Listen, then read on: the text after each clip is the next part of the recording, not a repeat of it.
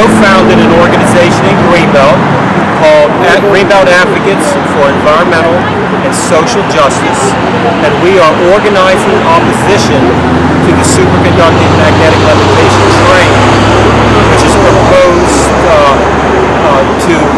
there are two routes proposed to go right through Greenbelt and a number of communities that parallel the Baltimore-Washington Parkway.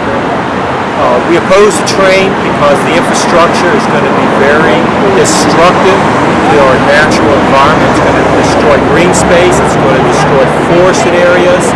The train is unnecessary. We believe that Amtrak provides a better service because it's mass transit. The superconducting magnetic levitation train, or Maglev for short, only has 3 stops. It goes from Washington, D.C. to Baltimore-Washington International Airport and to Baltimore City. It will not address the crowded roads in our area. It will not take traffic off our roads because it doesn't address the intra-regional traffic where people have to go back and forth to work every day. These people are not all going to Baltimore, and all the people from Baltimore are not going to Washington. There are many, many stops in between. So we feel that the Maglev train is not a good option, that Amtrak is a better option. Amtrak's already invested heavily in high-speed locomotives, and they have many more stops. And we believe that we need to preserve our green space and our natural environment. And if this train is built, it will be new infrastructure. That's key. It's new infrastructure. And in many of the urban areas and suburban areas, there's already there's very little green space left, and we want to try to preserve the little bit we have left. Yes, people have argued that this is green technology. There will be pollution before a single rider even rides this train. This infrastructure is going to take tunneling, a lot of concrete, there's a lot of destruction just getting this infrastructure in place. So this train is polluting the environment before a single rider even gets on the train. There's a 300-acre rail yard proposed for the Bark property.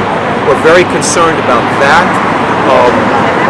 It's total destruction building this train, and it's going to destroy many communities, and many people are going to lose their homes to eminent domain. And also, many of these communities are historic landmarks. Greenbelt is a historic landmark. We know that there is a historic cemetery in Beacon Heights. Lithicum is also a historic area. So it's in our view, it's disrespectful to these areas. And we believe that many people don't even really know about the train. We've tried, Greenbelt Advocates for Environmental and Social Justice have tried to provide a forum to help people become more aware of the train. And we also have letters that we're sending to the Maryland Transit Administration and six elected officials to let them know that many people oppose this train. It's important to get these letters because they become part of the record.